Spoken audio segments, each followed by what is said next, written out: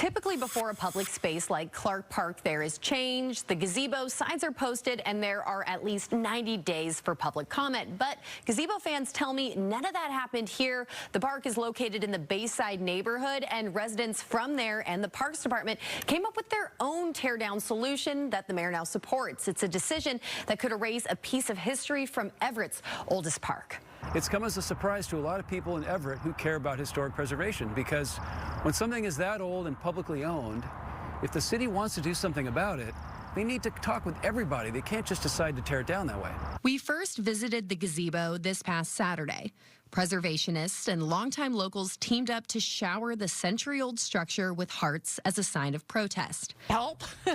Save me! This passionate showing piqued the interest of local historian Felix Bunnell. He began digging into the decision-making behind the demo, and what he found, it upset him. I'm not saying we should save every single piece of public property or every single gazebo is worthy of being preserved, but we don't know that about this. The city says they've looked at all these different alternatives. They say they're expensive.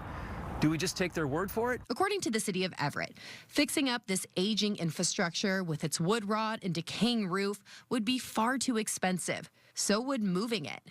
We're talking over $100,000. They did not, however, share the estimated cost of destroying it. Yeah, it would be expensive, but caring for our history, caring for our public infrastructure, it's never free. It's not a danger or an eyesore. It just needs work like any 103-year-old building. Locals believe it's not just about saving a buck. There's another motive at play here. From what I've seen of the mayor, she's trying to do everything she can to get rid of the unhoused population instead of helping to find places where we can all coexist. Following an announcement made on Facebook by Mayor Cassie Franklin saying they're tearing it down due to safety concerns, the Bayside neighborhood group shared this notice, which dates back to January 2nd of this year, asking for the city to remove the gazebo as it's become a hotspot for drug sales, violence, camping, and other nefarious activity. Well, I was at Clark Park, and there's unhoused people sleeping in the gazebo.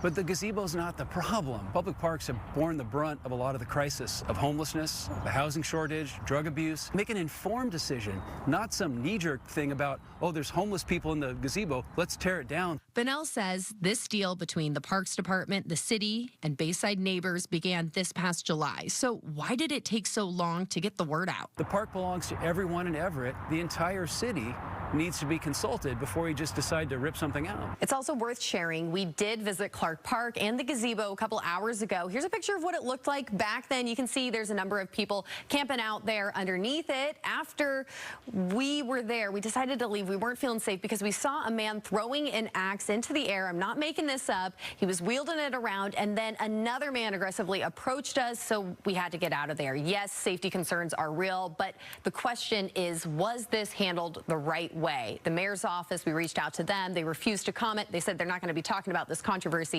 until next week.